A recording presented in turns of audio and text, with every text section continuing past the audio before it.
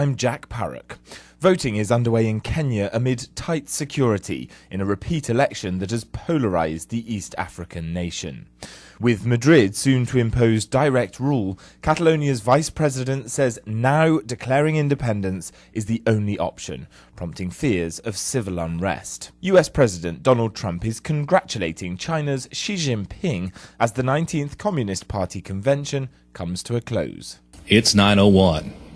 Community Conversations is brought to you by Arkansas Early Learning, offering no-cost childcare in Jonesboro and Northeast Arkansas. Applications at arearlylearning.org. Arkansas Early Learning is a nonprofit organization. KLEK LP Jonesboro, the voice of Arkansas Minority Advocacy Council. It's now time for Community Conversations, a program focusing on the people working to make the Jonesboro community a better place, while offering viewpoints from all sides of the issues. The views expressed in this program are those of the participants and do not necessarily reflect the views of KLEK 102.5 FM, the voice of Arkansas Minority Advocacy Council, or our underwriters or sponsors. Good morning, everyone, and happy Thursday to you. It is very chilly outside. I hope everyone is having a great start to their day. You're tuned in to Community Conversations on KLEK 102.5 FM.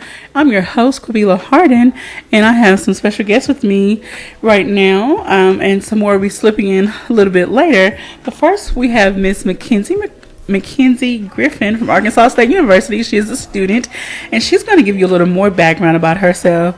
And then we'll get into her topic for today. And also Mr. Chris Arnhart from Arkansas State University. He is a professor, teacher. No, just a staff member. Staff. I work with faculty. All right, so thank you all for joining me this morning. And our overall topic is mindfulness, but our first part of our discussion is going to focus on mindfulness in religion. And the two religions that Miss Mackenzie decided to study were Christianity and Hinduism. But before we get into that, I would love for her to please give a brief introduction of herself and tell us, where you are as a student and what your career path is. For sure. Okay, so I am a psychology student at Arkansas State. So this is my third year. I'll be graduating next December. Right. Yeah, so close. So I have been working through my psychology career, headed towards most likely a master's in counseling. Okay. And one of my classes is with Dr. Irina Krumsova. And so that's where kind of the mindfulness and mindfulness of religions topic comes into play is through her cultural psychology class. Okay. I've had the pleasure of meeting Dr. Irina once, and it was a really great topic and great show. And I also talked to Mr. Chris about mindfulness, and so I'm looking forward to the different things that we're going to get into today. I think some people take that for granted, and I'm hoping that you all can give us some tips to help us become more mindful and, more at peace, more relaxed and focused so we can get through the day efficiently. Okay, so Miss Mackenzie, let's talk about how did you choose this topic or why you chose this topic? Well, in Dr. Irina's class, we've been working through just the ideas of psychology across cultures. Okay. And so our main focus right now, through books that we're reading and research that we're doing, is India. And so when focusing in on India, you get into Hinduism pretty much because that's a very large religion there, but also just a part of the culture of India is like the ideas of Hinduism are very intertwined just with their cultural practices. Okay. And Hinduism is something that I hadn't really studied in depth before. And so I am a Christian, so I knew the background of that, and I knew mindfulness in relation to that, but I didn't know what other religions looked like in comparison. Okay.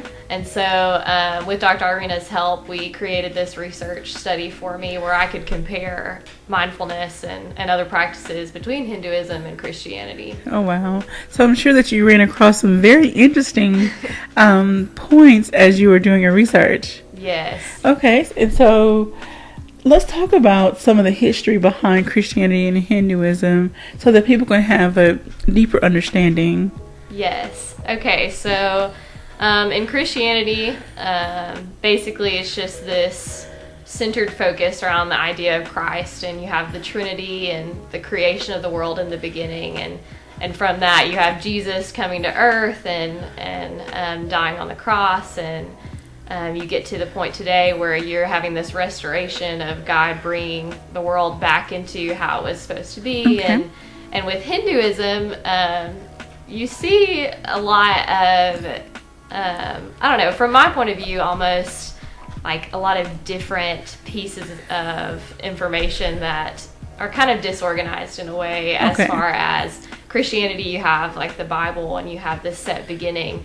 Hinduism, you have this idea of reincarnation. So this cycle of life that keeps happening over and over again. And so where in the Bible you start with this clear beginning of God creating the world. In Hinduism, you have quotes from the Rig Veda saying things like there's no existence or non-existence, or the world was created from this God, or the world was created from that God.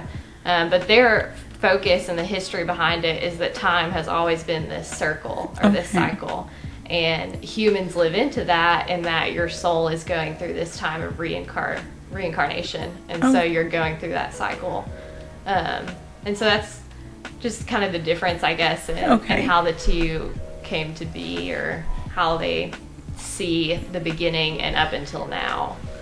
Okay, so two very different mindsets when it comes to these religions, but, and we'll get into this a little bit later, how they tie in when it comes to the overall umbrella of mindfulness. Yes. There's still that concept present in both of those, and it, as well, I'm sure in many other religions as well, making a connection with whatever God or, whatever you choose to worship. Okay, so let's get into how you collected your research. Yes. Okay. So specifically with looking into Hinduism, at Arkansas State, you're surrounded by about 1,000 international students. Okay. So I spend a lot of my life at ASU around people of different religions.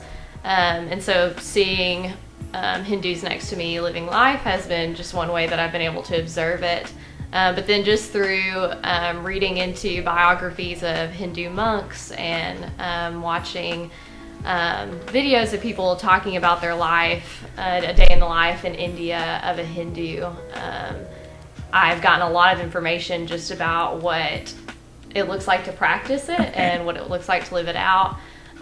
With Christianity, I got to specifically spend a weekend in a Catholic monastery. Okay. And so I got to live into that life with them just for a short period of time. And that really helped in seeing this kind of new side of it that I haven't experienced before.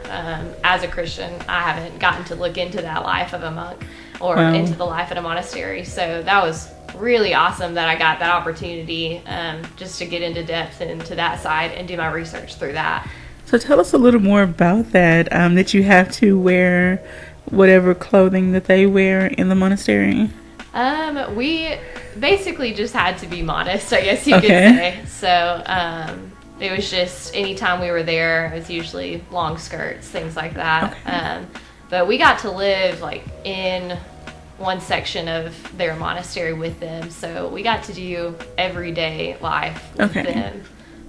So yeah. Would you say that they live their life more simplistic than most of us live our lives? I think so, definitely. You don't see them rushing around and doing social media stuff all the time or constantly being in front of a computer, in front of a TV. Life is very scheduled, and so you have times of silence and times of reflection and times of prayer and times of community. But there's not just like that extra, rushed feeling that I guess you could say that we have sometimes in life, because everything to them it's just what needs to be done that day. And so whether that be I'm going to work today or I'm going to go out into the community today, it's just everything is what needs to be done today, and not like the pressure of all the outside world stuff. Okay, so do these individuals, do they actually work outside, like in other industries, or do they only work within the church, within the monastery? They work within the monastery, so there is a farmland there, and so they can work farmland, and that's how they produce the food for the monastery. You have people that work the retreat center there, so people can come and do retreats, and they have people that keep those facilities clean. They can leave the monastery, but it's usually the type of work of going and speaking at a conference or something like that. So. Okay. All right. So let's talk about your findings, the differences and similarities between mindfulness between these two religions. Yes. So when I was looking into just that one aspect of mindfulness, since I had spent time in the monastery, I wanted to look into, I guess, the extreme versions of both religions, which, I guess you could see it as the monastic life in both religions. Okay. And so it was very interesting to find that a lot of that looks very similar. Okay. And so in the Catholic monastery that I was in, you have periods throughout the day that are just long times of silence, or you're eating with people that everybody's silent. Oh. And so it's just a lot of reflection. And looking into the lives of a lot of Hindu monks, just through online research and video watching and things like that, you see a lot of that as being the same. They have a lot of those times of reflection and times in community where they're learning, but they're taking silence and I guess a type of prayer, if you want to call it that. And so I saw a lot of similarities between the mindfulness of the two, but ultimately, I guess the goal of the mindset of the two is where you find the difference. So in Christianity, you have this focus on finding peace and finding connection with God in order to bring heaven into the community on earth. Okay. Whereas in Hinduism, you're finding this peace and this connection with God in order to help people escape from the chaos of earth. Okay. If that makes sense. Okay. Alrighty. Now, would Chris or Miss Shannon like to weigh in on? Do you mind if they? That's fine. They're welcome to. Mr. Chris, do you have any thoughts so far? Yeah, no, I always have plenty of thoughts. That was great, by the way. I really enjoyed that. Yeah, there are many similarities. I think for the most part, especially in this part of the world, a lot of people tend to view their belief through kind of a lens, a very tunnel vision of, my way is the way. But when you actually research and you look into these other ideologies and way of belief and structure, you find far more similarities than there are differences if you can relax, your stranglehold, I think, on your belief. And of course, like many people around, I was raised kind of in a Christian home, and but I always felt more of an affinity with Buddhism and things like that, so I studied that a lot and read into it. But I think fundamentally the meditative aspect is a human aspect, because all religions and all ideas come from the minds of men, ultimately. And it is that desire to connect with something deeper that I think leads to the meditative life, however that shapes and forms itself, whether it comes in the shape of Hinduism or Buddhism or Taoism or Christianity or, Jainism and all the various isms. But yeah, I think fundamentally it is all, very much the same. It's all a contemplative process, because until you can go deep within yourself and really, turn that mirror back on and look at it. I think that's what's important, because that's when you can really connect with whatever your belief is, whatever philosophy or religion you carry. If you're only scratching the surface, you're not really getting the benefit, I think. You have to go a little bit deeper into it, and I think it's definitely a personal journey. So. Wow. Thank you so much for having me. This is Miss Shannon Smithy from Bradbury Art Museum, Arkansas State University. Thank you. Mackenzie, I loved hearing what you had to talk about. It took me back to a trip that I went to Italy, and I visited a monastery. And the experience really stayed with me to view the monastic life. And it was a very, very old monastery, and it had a lot of history. And through, like, later on, through, like, you know, comparative religious studies and, like, learning about Eastern religions and Hinduism as well, but Buddhism as well as Taoism, about how their connections with Christianity. And I don't probably lead a more secular life, but I found like a very humanistic kind of interest in religious studies. And my current career, which might sound kind of interesting to some people, is that I really believe that the museum is like the secular location for kind of like the secular church in a way, or a chapel. It's a sacred space. And I'm very, very passionate about the visual arts, and for me, it's connected with my spiritual self. Like, I really feel like I'm kind of like clergy. Okay. I was just talking to someone about that the other night, and it sounds kind of weird, but I really feel like my spiritual connection with art is there. It's kind of amazing, and to think about leading like the way that the monks lead their lives with a purpose and a passion. I could say more, but I feel like I'm kind of going on a tangent. But I feel like there's some really interesting connections that I love that idea of how there's a similar destination with multiple journeys. Like, we find ourselves in this room together, but we all got here in our own way. And I really love that. You know? And I want people to know that the museum is a location where we can meditate and.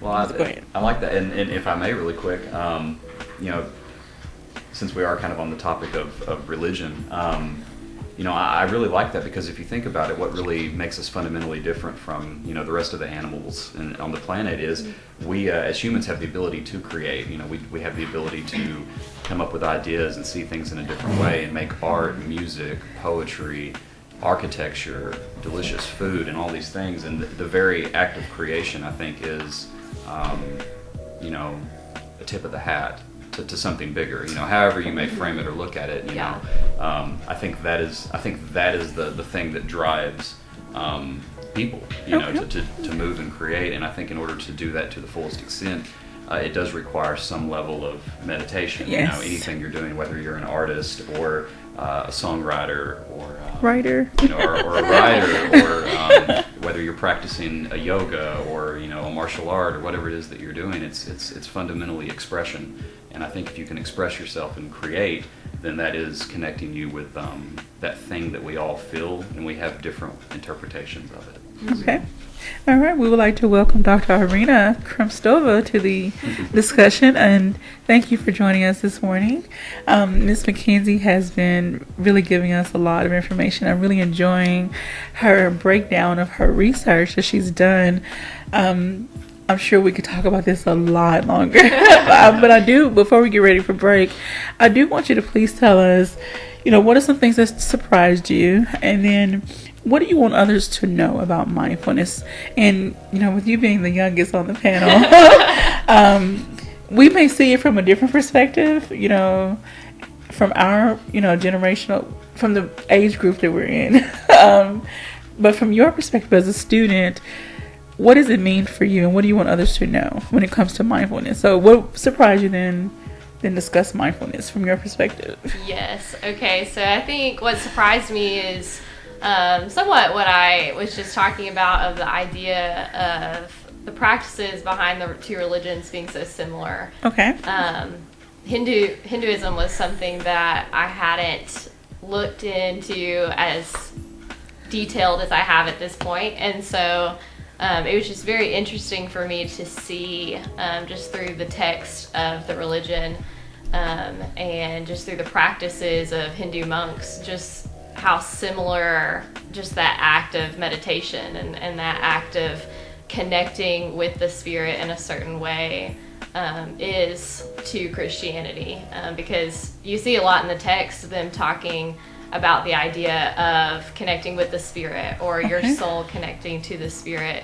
And I think that's where I was just surprised to find such a similarity in that, in the way that they're going about connecting with this higher being and with God. because you see a lot of that in Christianity. And then as far as mindfulness, as a student, I loved what Chris was saying about just how mindfulness is important no matter what your focus is. And so I think that's something that I learned through this that I would want other people and other students to understand is, I guess no matter what religion or no matter what focus, whether it be art or writing, that deeper level of understanding it and being within it is very important to your connection to it. Because that's important to me in order to balance life and be a student and be a part of my religion. I need that deeper connection for it to stick, for it to be meaningful. Okay. All right, well, thank you so much for that. And so what are your plans? And you talked about, possibly going into counseling when it comes to your master's. So where do you see yourself working or going with your degrees? Yes, okay. That's the ultimate question for all college students. I want to get my master's in counseling to either just simply be a counselor. I want to work with probably teenagers. This would be my focus. But I think if I don't go straight into counseling, I would love to do youth ministry. Okay. And so I'd be teaching teenagers how to connect with the Lord. All right.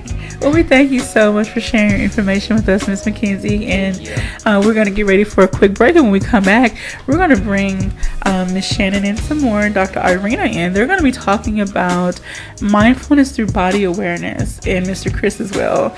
So please stay tuned. You don't want to miss out on the discussion. And we'll be right back after these announcements. You're listening to Community Conversations on KLEK 102.5 FM. We'll be right back.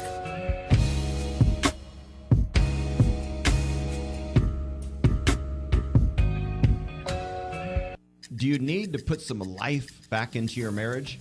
I'm Mark Merrill with today's Family Minute. There are some things we need to survive physically: air, food, water. There are some things we need to survive emotionally in marriage. Things like love, trust, truth, and understanding. When a marriage is deprived of such things, it can slowly start to die. Here are 3 ways to revive a dying marriage. First, stop suffocating your marriage. Your words are powerful. The words you say out loud to your spouse and the words you say silently to yourself.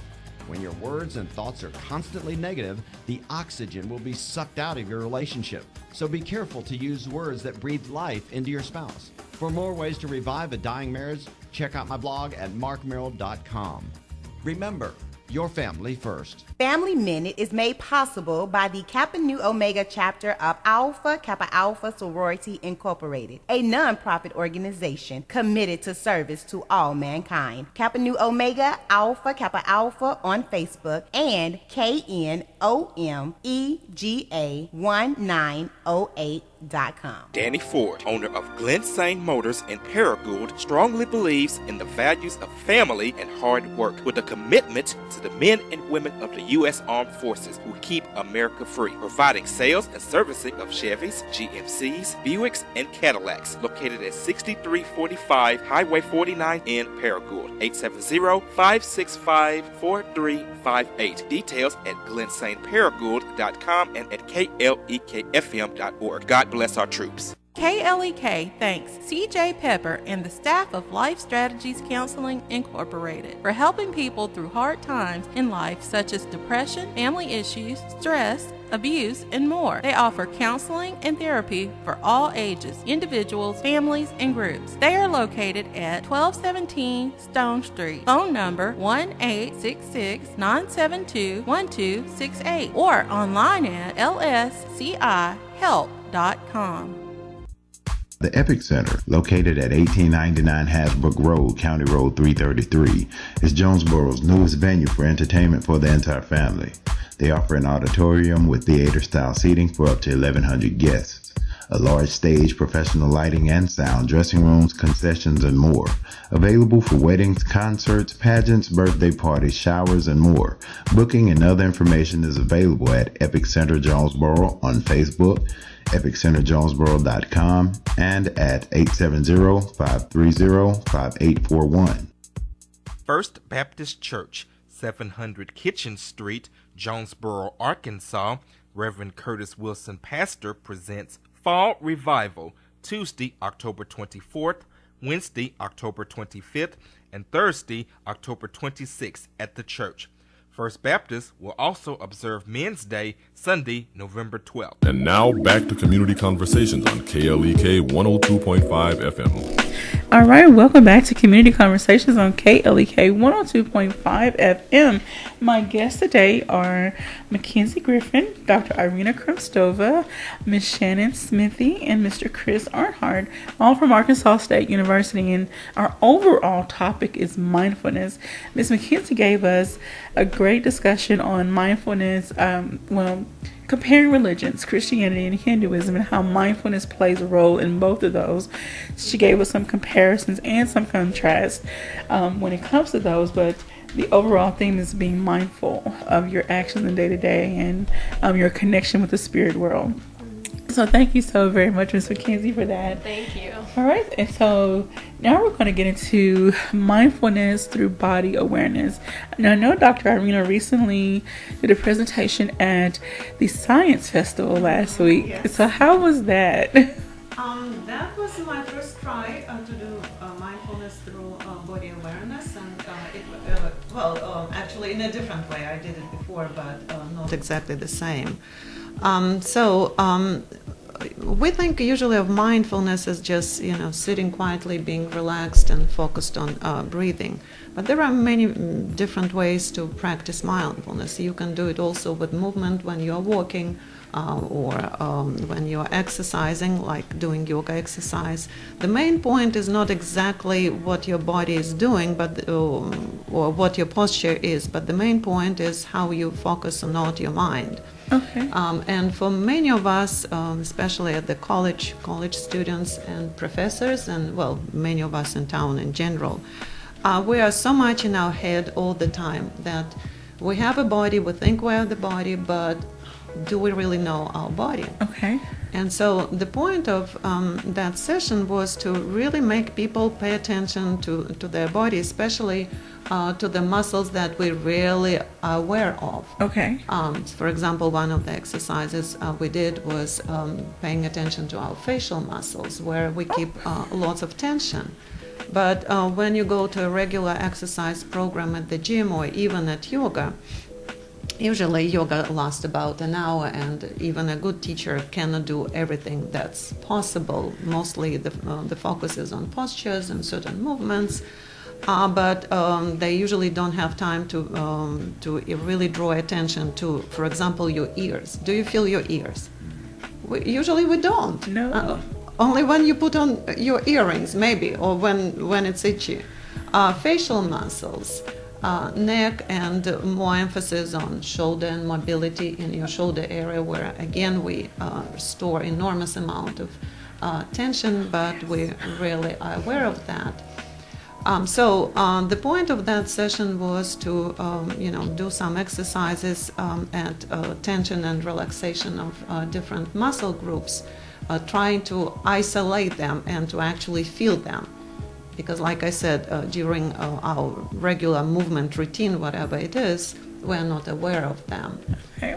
And another thing that I also offered and will continue offering, because I plan these sessions every other Thursday, starting next Thursday at 5 p.m. On campus. Okay. In Educational and Leadership Building in room 316, which is devoted to mindfulness.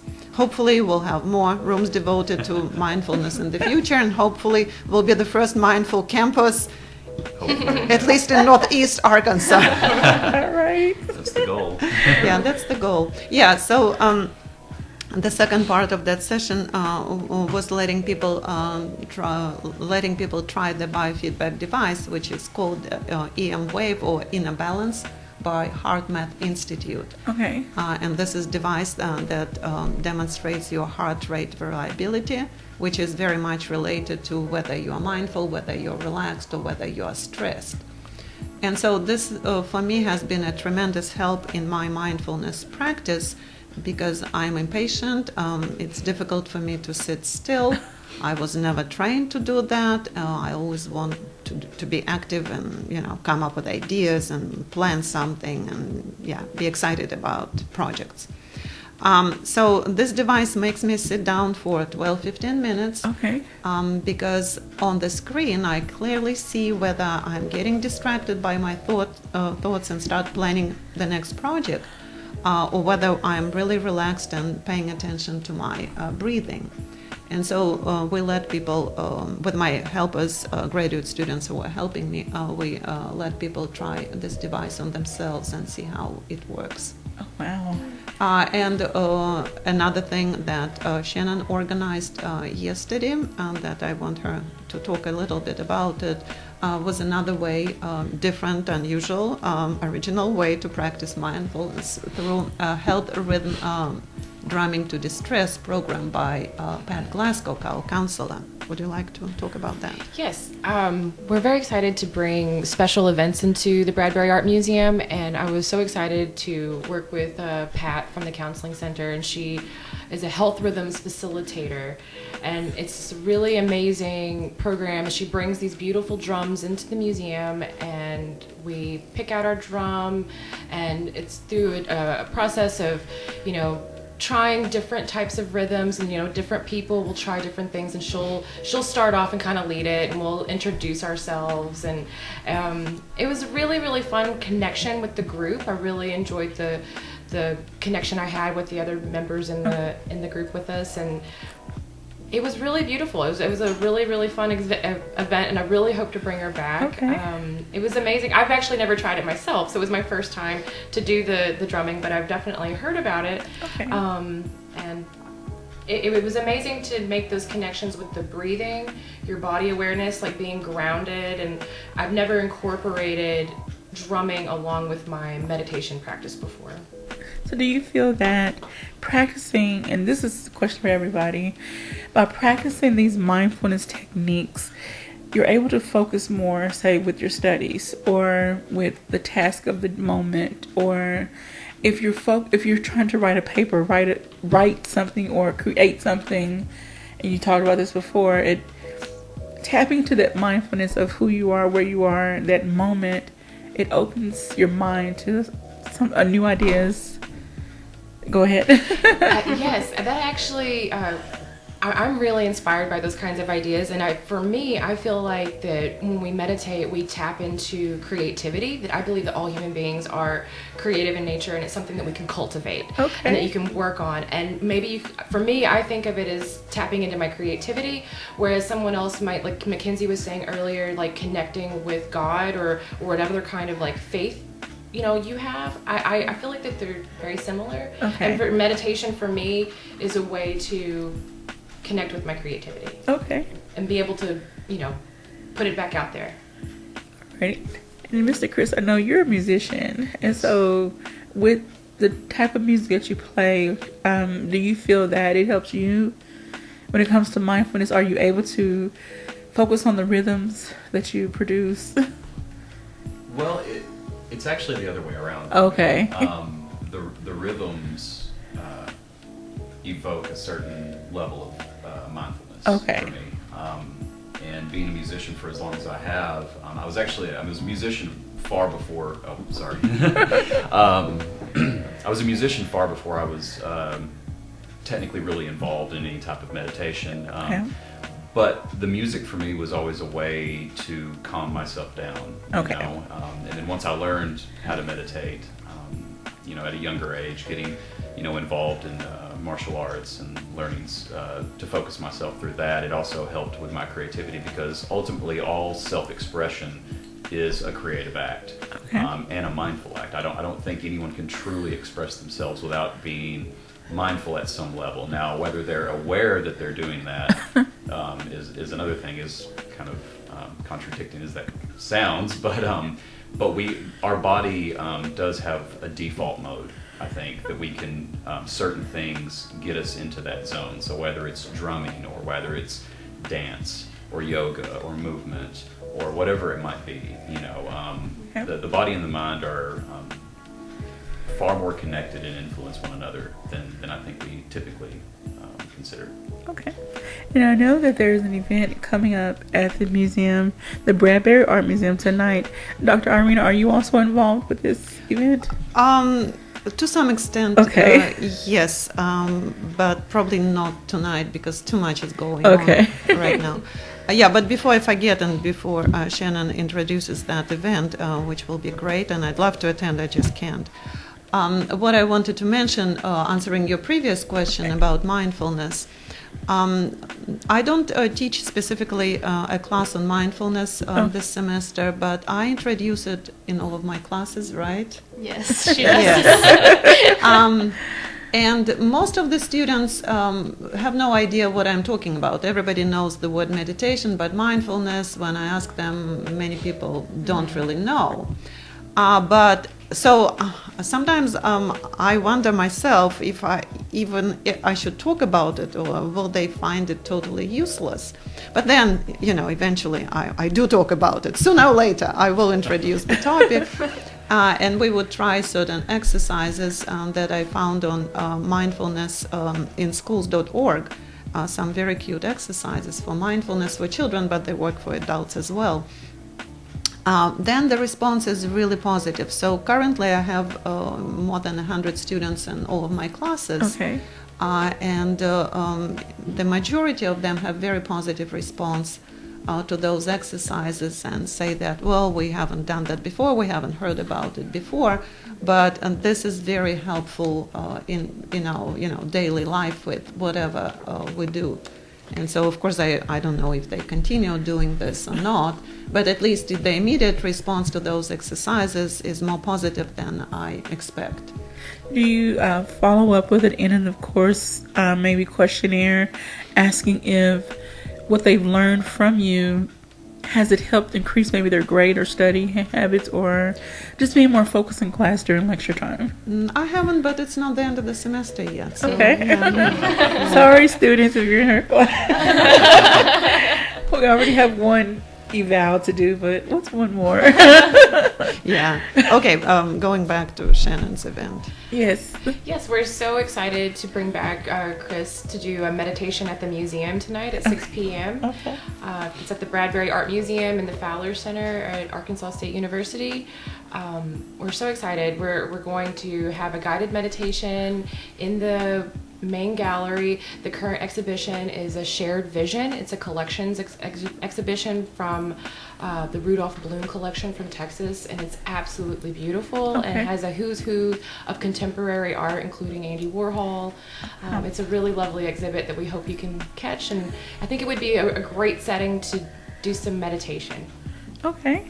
And so how did all of this particular show come together? This is actually really exciting. I'm so happy to be here and so excited that you asked me, because I was on your show back early when I first started my job as the education curator. Yes, ma'am. And I saved you on my Facebook page, KLEK, and I started watching your shows, and then one morning Chris was on your show.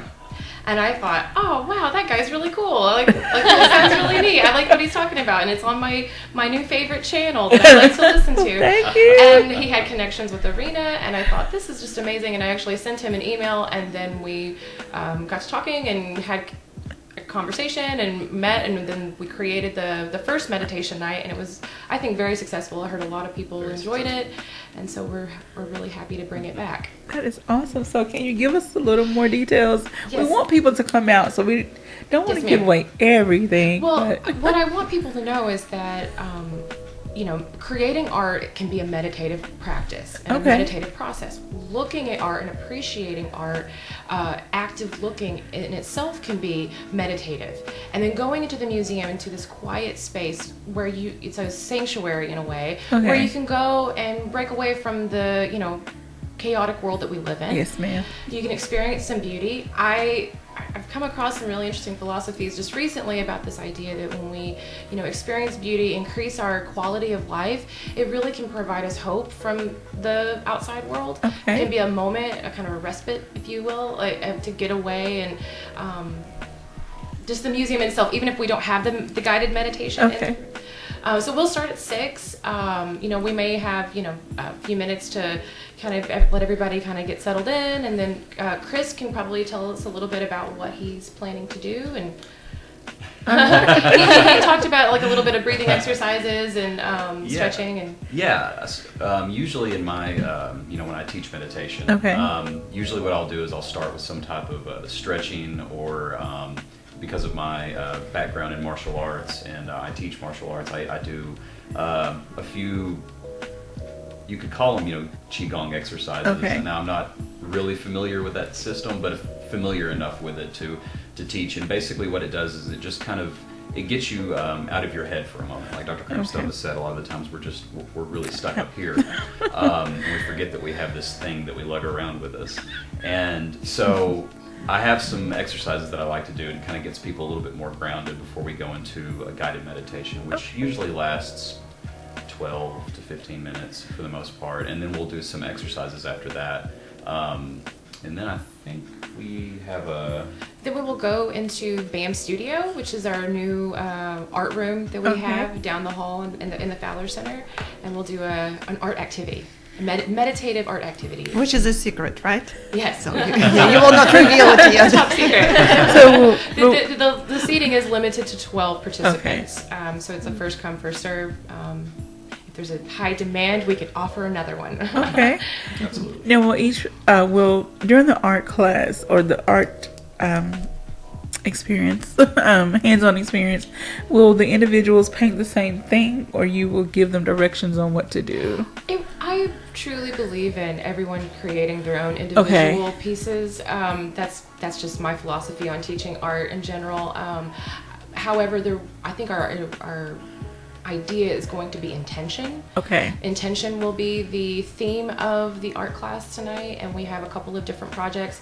We'll work on them, and there's going to be many different media that we'll have provided, kind of like an art buffet. So oil or latex? No, ma'am. It will be no oil, not like smelly. We don't have the facilities for oil paint. Like acrylic paints, markers, pens, pencils, color pencils. So people can just be as creative as they want. Things that are a little bit more conducive to just like a kind of a classic art room. I'm sorry. I'm trying to take it way over. And the goal of it is, and I think Shane would agree, is for each individual to find their own creative spark. Because as she said, we're all creative. I mean, right now you're being creative. You're running a radio show. I mean, in my opinion, that is an act of creativity. So the idea being, and the way we've kind of put this together, is that we'll do the guided meditation, get everybody kind of centered and in that space, and then see what comes from that. So we'll give very general guidelines of ideas, and we have a few things planned. It's kind of like walking through a set of doors. Exactly. That's a good way to put it. Like you're kind of getting yourself ready to be more creative, kind of getting rid of a few layers, if you will. And I think in the art class, for me, I like the idea of having more loose parameters with the art class, and I think of myself less of a teacher as more of a facilitator for the creative experience. Well, in our last few moments before our break, can you all give us, each of you share your suggestions or tips or tricks to really delve into mindfulness and be more aware of the here and now in your whole body? Whoever wants to go first. I have a suggestion. So my recommendation, in addition to different modalities of mindfulness that we discussed, art, rhythmic drumming, or exercising, yoga, paying attention to the body, all of that good, whatever works for you. Find a video on YouTube, talk to your yoga teacher. But what I wanted to mention is that my recommendation is that, if you are a very busy person, then try to do it at least once a day for about 10 minutes. Make it into a discipline. But what works the best for all of us, including myself, to keep us motivated is at least once a week do a group session or join a group, whether it is yoga or my body awareness or BAM activities, something. because without motivation, it is very easy to get distracted and find something else to occupy our time and busy mind. And forget. Yes. And then if you don't do it for 3 days, then you feel guilty, then it makes you feel worse. Then you go like, oh, I already missed 3 days, why should I start? So having a regular schedule, daily, very short practices in whatever modality that works for you, and at least once a week join whatever group again works for you, the time that should be convenient, and the group itself. Okay. So that's my recommendation. And then before the show's over, definitely want to get the dates and location, time again of the classes that you will be doing on Thursdays. Okay. Well, we're getting ready for break. Oh, okay. When we come back for our Okay, wrap-up sure. session, I'll make sure to get that information. We'll wrap up again what's going on at BAM, and if Mackenzie would like to say some final words, and Mr. Curtis. So please stay tuned, and we'll be right back after these announcements. You're tuned in to Community Conversations on KLEK 102.5 FM.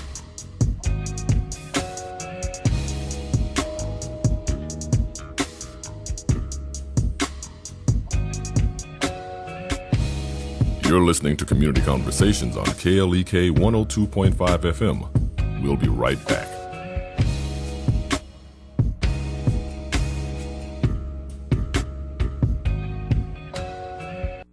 We're back with Money Matters. I'm Alfred Edmond Jr.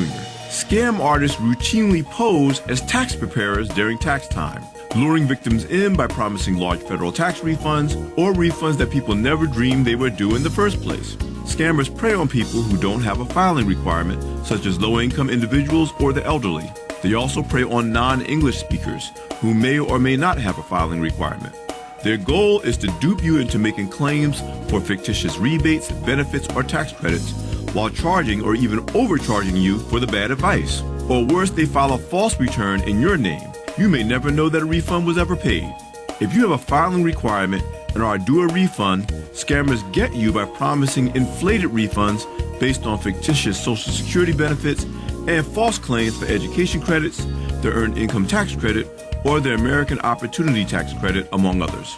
I'm Alfred Edmond Jr. for Money Matters, a product of American Urban Radio Networks. Money Matters is made possible by the Jonesboro Alumni Chapter of Delta Sigma Theta Sorority Incorporated, a nonprofit organization dedicated to uncompromising commitment to communities, service, leadership, empowerment. www.jonesboroalumnidst.org. Money Matters is brought to you by Bancorp South, offering checking, savings, loans, credit cards, and wealth management. 5 locations in Jonesboro to serve you. www.bancorpsouth.com or 870-972-9800. Arkansas Early Learning is accepting applications right now for childcare. We have locations all across Northeast Arkansas. Applications at arearlylearning.org. That's arearlylearning.org. Right here in the community at no cost. Arkansas Early Learning offering kids a head start. Arkansas Early Learning is a nonprofit organization. The key to making this station even better could be parked in your driveway right now. Donate your old car to us, you'll get a tax deduction, and we'll tow it away for free. Go to klekfm.org for more information. And now back to Community Conversations on KLEK 102.5 FM. All right, welcome back to Community Conversations on KLEK 102.5 FM. All right, we're going to wrap up our discussion with some more mindfulness tips, tricks, techniques, and just we're going to recap some events that are going on tonight and things that are going on campus. So we're going to start it with Mr. Chris. Yes, ma'am. So tonight at the Bradbury Art Museum, we're doing I'll be leading a guided meditation in the gallery itself. It's a great place, and like Shannon, I think it's a sacred space in the sense of it's a place where you can go and get away from the typical pattern of things and allow yourself to be frankly vulnerable, I think. And I think we all have a tendency to be too tight So this is going to be a good thing. And then we have some fun little projects planned, shortly after that. Okay. All right. And so the event starts at 6 p.m. And about how long do you expect it to last? Yes, we'll start at 6. I would like to add that it's open to the public and admission free as well. I really thought that would be an important thing for everybody to know. We would like to invite you to come out. And, I think that it should probably go no longer than 2 hours for the entire event. Probably finishing by 8 is what I would imagine. So would you suggest that individuals wear comfortable clothes and shoes? Yes, I would. Maybe even bring a sweater. It gets a little cold in the museum. Okay. Also, the entire event will not, you can leave at any point. You don't have to commit to the 2 hours. Okay. You could show up for just the guided meditation portion and then leave after that. Okay. And so probably for most people it'll be around an hour. Okay. And then also want to remind everyone that seating is limited for the art group. Just to 12, but then the guided meditation in the main gallery is open to many people, and we are sure that we have enough seating for you, so bring your friends. Alrighty, again, 6 o'clock p.m. at the Bradbury Art Museum, which is located within the Fowler Center, and you don't want to miss this event if you are needing to find ways to practice mindfulness, to be more focused and maybe relax a little bit. and also see a beautiful art exhibit. That's right. And so we hope that we can talk more about some other events and exhibits that are going on. We'll have to bring you back again to talk about the museum in more detail. All right, Dr. Irina. Okay, my events are scheduled for Thursdays. And this Thursday, today, Thursday, the reason that I cannot attend the other event at BAM Gallery, we have Positive Psychology and Mindfulness Club meeting every other Thursday at 5 p.m. My space is not as sacred as the art museum. It's a room 316 on the second floor of Education and Leadership Studies building, which is next to the fountain in front of this, or in the back of the Student Union. And so one Thursday we have the club, the student event, and led by students. Part of it is short mindfulness practice as presented by students. But the following week on Thursday, next Thursday, same time, same place, I offer mindfulness through body awareness, mostly for faculty, but community members and students are welcome as well. So same place, same time, but the following Thursday. All right. Now, on this list, it says join us on Facebook. What is the name of the Facebook group? It's Positive Psychology and Mindfulness at A State. Okay. And this is open to students? It's open to anyone? It's open to anyone, yeah. But I said that it is a student organization, which means that it is I try for it to be led by students and not interfere too much. Okay. All right. So, and I'll post this information on our social media pages so that people can find you all. And I gave you the president's name, India, and her email address. They can contact with questions. All righty. And so, Ms. McKenzie, would you like to have some final words concerning, what you've learned being in Dr. Irina's class? What is the name of the course you're taking under Dr. Irina? I'm taking cultural psychology. Okay. Yeah, the honors option. The honors, yes, I'm doing it honors, so that's what this project is through. So, yes, I'm taking that with Dr. Irina, and I would just love to add, you were talking about mindfulness techniques, and just into my research, I'd say I think there's lots of opportunities for students to practice mindfulness throughout the day. And so one of my tips would be walking to class, just taking time through that body movement of just walking from building to building, to take that time as your time for mindfulness. Okay. So, and if I could add to not something, be in a hurry. Yes. And if I could add something really quick, it's very important to set aside a time, for yourself, whether it's in the morning or the evening. I try to do 10 or 15 minutes both morning and evening. But the thing is that start now. I mean, literally right now at this table, you can practice. Daily life is the practice. That's the thing that most people think. We have a tendency to think we have to have this space, and it's beautiful to have a space. It further refines your habit, but you have to do it in the moment. Everything that you do can be a mindful act. Washing the dishes, taking out the dog, going for a walk. Like for students who are walking on campus, I can't tell you how many times I see students walking and they're like this. Most of the time. Most of the Put time. the phone down, put it in your pocket, and walk. Breathe. Every time you take a step, breathe in. Every time you take another step, breathe out. Look at the trees. Listen to the squirrels playing. I mean, there's squirrels all over the place. But start now. I mean, the techniques are just breathing and being aware of what you're doing. You know, don't be thinking of what you need to be doing. Be thinking of what you're doing. What you're doing. Okay. Well, do you think there is a link between, of course there's a link between the mind and body when it comes to your physical health, but do you feel that practicing these mindfulness techniques can also improve your physical health? Oh, absolutely. It helps you become more mindful of what your body's doing, what it's saying to you. No, absolutely. And maybe just reducing your stress and things of that nature. Yes, 100%. You know, a good short thing you can do is if you have muscle tension. You know, Dr. Kristofa talked about how we carry tension in our facial muscles, facial muscles in your neck. Breathe in. You know, notice that you have a tight muscle when you breathe in. Notice that muscle when you exhale. Relax that muscle. Okay. So yes, it can absolutely benefit your health. We'll be practicing that today because my shoulders. Well, let me add that for most of us, it's really difficult to bring our attention to particular muscle groups. Yes. If you don't have enough training. Okay. For me, it's still difficult. But you know, my suggestion is that you tense the muscle first, and then you can relax it. That really puts attention into that particular muscle. So whether if it's your shoulder, just first you tense, and then you let it go. Okay, I definitely need to practice this. Right in here.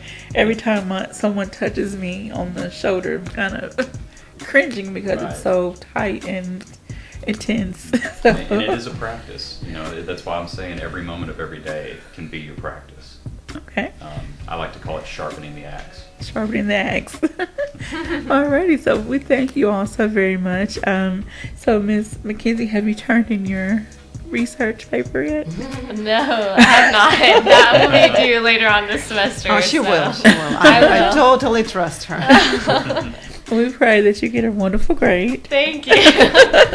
And is this paper under Dr. Irena's class? Yes, This research? yes. Dr. Irena, I'm sure you've had some other interesting topics come across your desk as well. What do you concerning this in her class. I mean, your class. She's the only one who is working on the honors project. Okay. Yeah, Oh, okay. I will have more students next semester, but right now she's the only one. Okay. Well, we thank you all so very much. There are so many different community events going on tonight. Don't forget to stop by the Bradbury Art Museum at 6 p.m. But first, you can stop by Trunk or Treat on the north side of town. On the corners of Marshall and Melrose. So come get the kids all hopped up on candy and then take them to the museum. Go to the museum and relax a little bit. And we thank you all so much for joining us and sharing this information. And we definitely don't want this to be the last time. And then Miss Shannon will definitely bring you back to talk more about the museum and some other exhibits that are going on. And Mackenzie, I wish you well in your career and your studies. I look forward to seeing, where you go. Thank you so much. Thank you for letting me come today. Thank you, Mr. Chris. It was such a pleasure to see you again, Dr. Irena. And so you've been tuned in to Community Conversations on KLEK 102.5 FM. I hope everyone has a very blessed day and try to stay warm out there.